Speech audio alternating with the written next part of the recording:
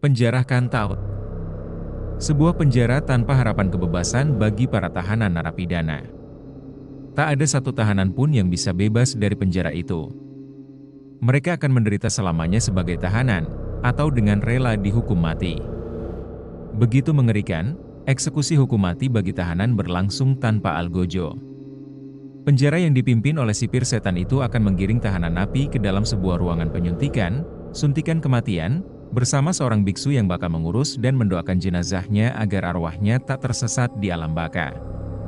Setelah mengembuskan napas terakhirnya, sang mayat dimasukkan ke dalam peti dan digotong keluar penjara. Bila beruntung, sang mayat akan dijemput oleh keluarganya. Bila tidak, biksu akan melakukan ritus Buddha sebagaimana mestinya dan memasukkan abunya ke dalam kantong plastik menyatu dengan abu jenazah lainnya. Namun, ada satu cara yang umum diketahui oleh seluruh penghuni penjara Kantaut. Sebuah cara untuk dapat bebas dari penjara itu, yaitu dengan juara bertarung di atas ring. Jadi, pilihannya cuma itu, membusuk di penjara atau bertarung sampai menjadi juara. Tak ada pilihan lain meskipun sejauh ini belum pernah ada yang mampu menjadi juara. Maka terlihatlah Zen, pria baik yang masih muda, dan Santi, gadis baik yang juga masih muda. Mereka adalah saudara kandung dan tahu-tahu telah berada di dalam bui. Sipir setan menegaskan bahwa sejak hari itu, keduanya adalah tahanan. Sipir memberi pilihan kepada mereka, bertarung untuk bebas, atau membusuk di penjara. Sipir tak menjelaskan dengan lengkap kenapa mereka ditahan. Seolah-olah, mereka dijebak oleh seseorang, sehingga mau tak mau, mendekam di penjara Kantaut bersama para napi. Akan tetapi, benarkah mereka dijebak?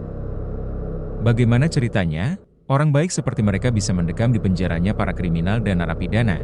Awalnya, suatu malam, di sebuah tempat kumuh, seorang wanita diganggu oleh beberapa pria yang tampaknya adalah preman. Preman itu menodongkan pisau kepadanya. Wanita itu terlihat diancam akan dibunuh jika tak memenuhi keinginan si preman. Sementara dari kejauhan, dari dalam sebuah mobil, seorang perempuan yang adalah Santi menyaksikan kejadian itu dengan jengkel. Karena tak tahan, Santi keluar dari mobil dan menghajar preman itu sampai babak belur. Diketahui bahwa Santi sangat ahli bela diri, namun, nasib malang tak dapat diterka. Akibat perbuatan itu, Santi kemudian mendapat masalah di kantor pers tempatnya bekerja.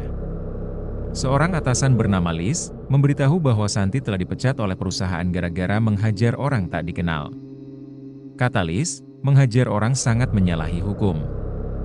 Demi menjaga masa depan, citra, dan keamanan perusahaan dari tuntutan hukum, maka Santi dipecat duluan. Meskipun Santi protes bahwa dirinya melakukan itu demi kemanusiaan karena tidak tega melihat wanita malang itu hendak dianiaya, Santi tetap tak bisa mengubah keputusan perusahaan. Santi terpaksa harus menerima pemecatan dirinya. Mengingat dirinya jadi tak punya pekerjaan, Santi kesal. Dan kekesalan itu terbawa sampai ke atas ring. Ketika latihan bertarung bersama Zen yang diketahui adalah adiknya, Santi menjadi tidak fokus, sehingga berkali-kali terkena pukulan dan dikalahkan oleh Zen. Usai latihan, Zen tiba-tiba menunjukkan surat kepemilikan sasana atau tempat latihan itu. Di situ tertulis nama ayah mereka yang terpidana narkoba dan sudah 20 tahun mendekam di penjara Kantaut. Zen berencana untuk mengubah nama kepemilikan sasana itu menjadi nama dirinya atau Santi. Dengan begitu, mereka akan dapat keuntungan besar dengan mengelola sepenuhnya sasana itu. Hanya saja, yang harus dilakukan terlebih dahulu adalah meminta tanda tangan ayah mereka di penjara. Awalnya, Santi tidak setuju. Santi sangat benci ayahnya. Entah karena apa. Zen pun sangat membenci ayahnya. Tetapi, karena Zen tetap mendesak, dan Santi menyadari bahwa dirinya butuh uang, akhirnya mereka sepakat untuk meminta tanda tangan ayahnya di penjara. Maka berangkatlah mereka ke tahanan dengan harapan yang besar. Dan ternyata bertepuk sebelah tangan.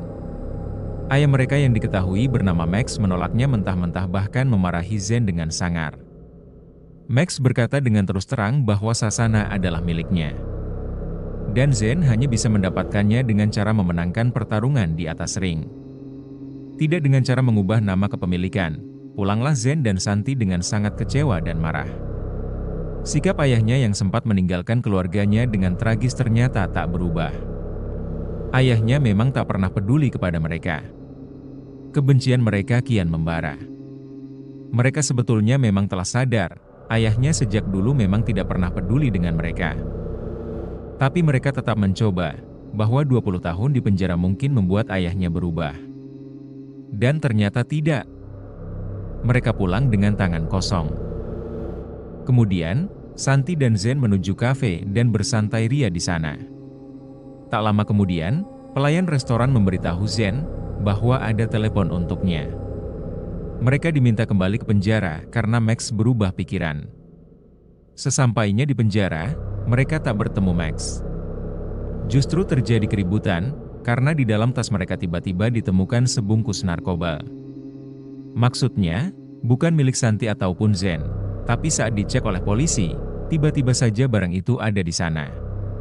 Tanpa basa-basi, polisi meringkus mereka dan memenjarakan mereka. Sementara, di suatu ruangan di dalam penjara, terlihat sipir setan menunjukkan nasib Santi dan Zen melalui kamera tersembunyi kepada Max. Keduanya tersenyum. Ternyata, semua itu adalah rencana Max sendiri bersama si sipir.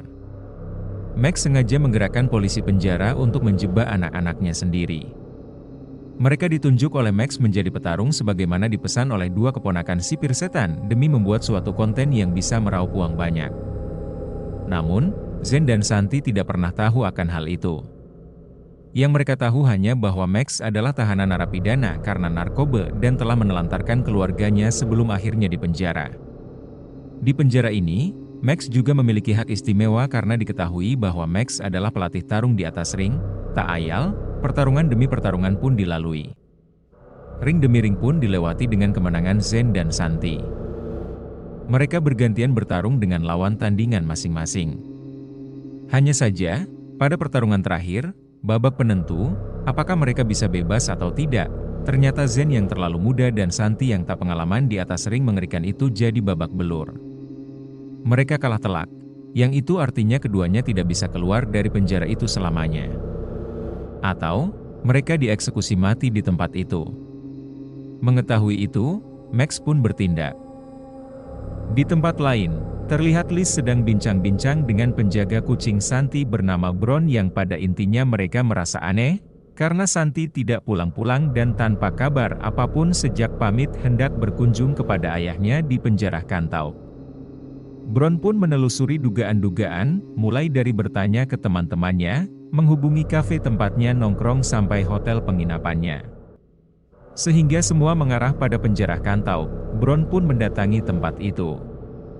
Hanya saja, di pintu utama, setelah menanyakan dan menunjukkan foto Santi dan Zen, si polisi penjaga segera menjawab tidak tahu, meskipun sebenarnya tahu. Untunglah Bron lalu melihat sang biksu, sehingga setelah bertanya kepadanya, sang biksu menjawab apa adanya, dengan mengatakan bahwa dua orang yang ditanyakan Bron memang berada di dalam penjara dengan tuduhan menyebarkan narkoba. Lalu, sebuah kafe masih sepi ketika televisi menayangkan video Santi dan Zen yang bertarung di atas ring. Video yang tersebar ke seluruh penjuru dunia itu dilihat oleh Bron dengan sangat terkejut melalui ponsel seseorang di kafe itu. Sehingga, Bron pun memutuskan untuk bertindak cepat dengan melapor polisi dan melakukan penyiaran tentang dugaan atas aksi penahanan ilegal terhadap temannya.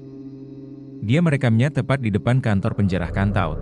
Di dalam penjara, terlihat Max, sipir setan, dan dua keponakannya berbincang soal penonton yang luar biasa banyak dan jutaan uang yang didapatkan dari proyek itu. Sehingga, karena hasil yang sangat menguntungkan, mereka sepakat untuk membuat Zen dan Santi bertarung seumur hidup tanpa ada pengampunan. Namun setelah Santi dan Zen kalah di gelanggang, dua anak itu pun diputuskan untuk disuntik mati. Tak ayal, Zen dan Santi pun digelandang dan dibawa masuk ke ruangan penyuntikan. Mereka akan dieksekusi mati. Terlihat tahanan telah menggotong kotak yang di dalamnya mungkin berisi mayat Santi dan Zen. Kotak besar itu dibawa keluar penjara. Bersamaan dengan itu, serombongan polisi telah menuju penjara Kantau. Semuanya di bumi hanguskan. Film lalu memperlihatkan sang biksu yang membuka peti Santi dan Zen. Dan terlihat, Santi beserta Zen ternyata masih hidup. Mereka tidak dibunuh.